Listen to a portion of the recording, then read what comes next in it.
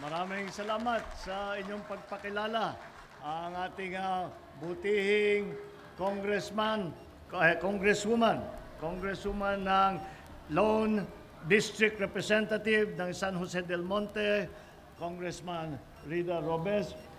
Maraming salamat at alam niyo po, siya yung isa sa pinakamasigasig na nakikita po natin sa ating House of Representatives. At hindi yun po galing sa yung report na yan, hindi po galing sa akin.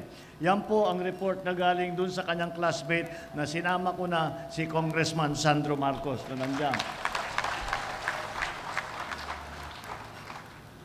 Ang ating ama ng lalawigan ng Bulacan, ang ating gobernador, Governor Dan Fernando,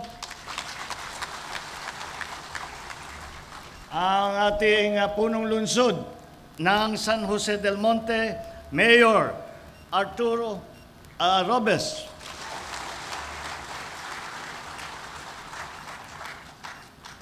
ang ating mga frontline workers. Ito po ay dahil ito ospital.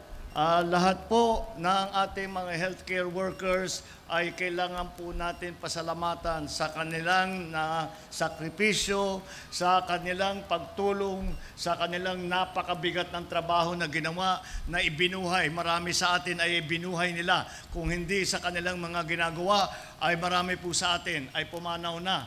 Kaya kailangan natin pasalamatan na paulit-ulit na walang katapusan ang ating mga frontliners, ang ating mga health workers, ating mga doktor, ating mga nurse, ating mga medtech, lahat po na tumulong. Kahit na yung non-medical na tumutulong po dito sa nung nakaraang, lalo na nung 2020 at saka 2021.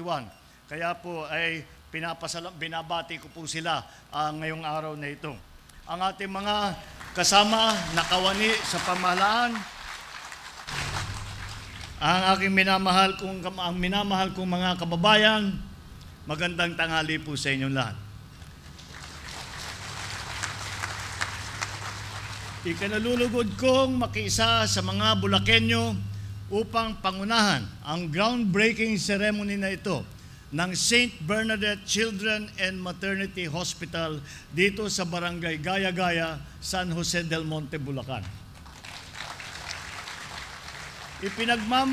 Pinagmamalaki kong ipaalam sa inyo na isa sa pasilidad na ito sa mga proyektong pagkakaunlaran ng ating administrasyon, alinsunod sa ating Philippine Health Facility Development Plan. Ito po ang plano na ating ginawa at doon sa mga natutunan natin at ang mga nakita natin pagkukulang sa ating healthcare system nung napakabigat ng epekto ng COVID.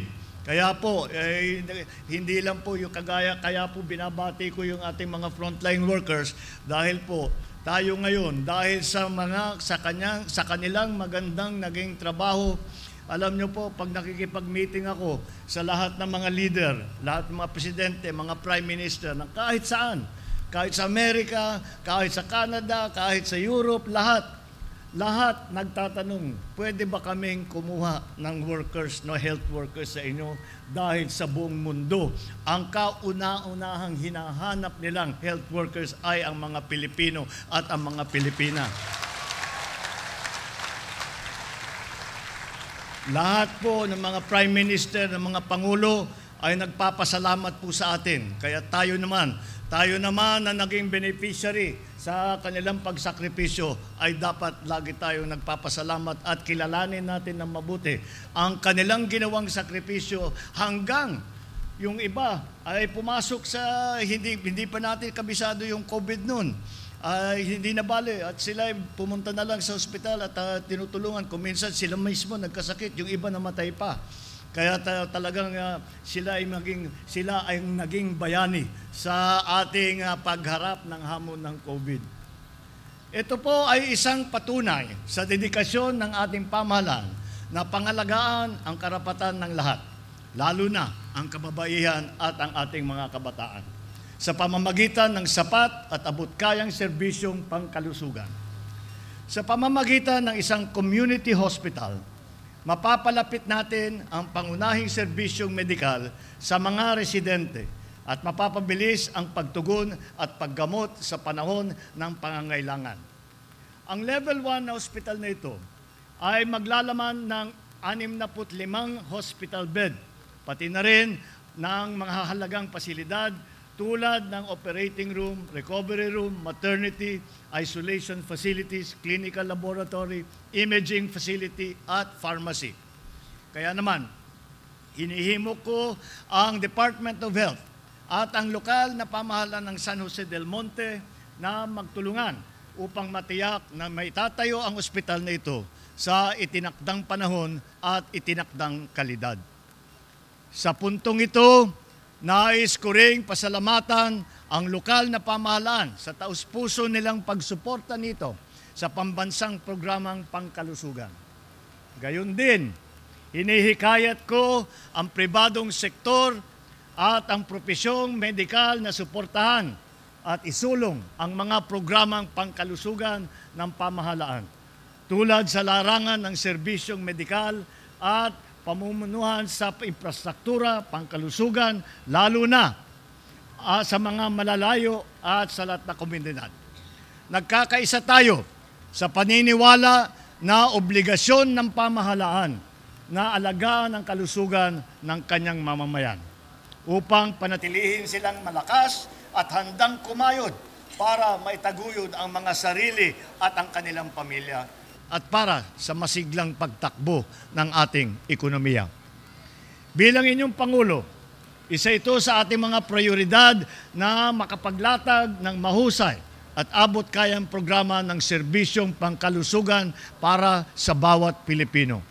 Ngunit, kinakailangan natin ang suporta mula sa lahat ng panig ng lipunan, sa pamahalaan, pribadong sektor, sa ating mga mamamayan, upang magiging matagumpay tayo sa mithing ito. Sa pamamagitan ng pagkakaisa at pagtutulungan ng malakas na pangangatawan ng mamamayan, maitatag natin ang isang progresibong Pilipinas kung saan walang mapapabayaan at walang may iwanan sa ating pagtahak tungo sa mas maginhawa, mas ligtas na pamumuhay sa dadating na panahon. Para sa kalusugan ng bayan, maraming salamat at mabuhay po kayong lahat.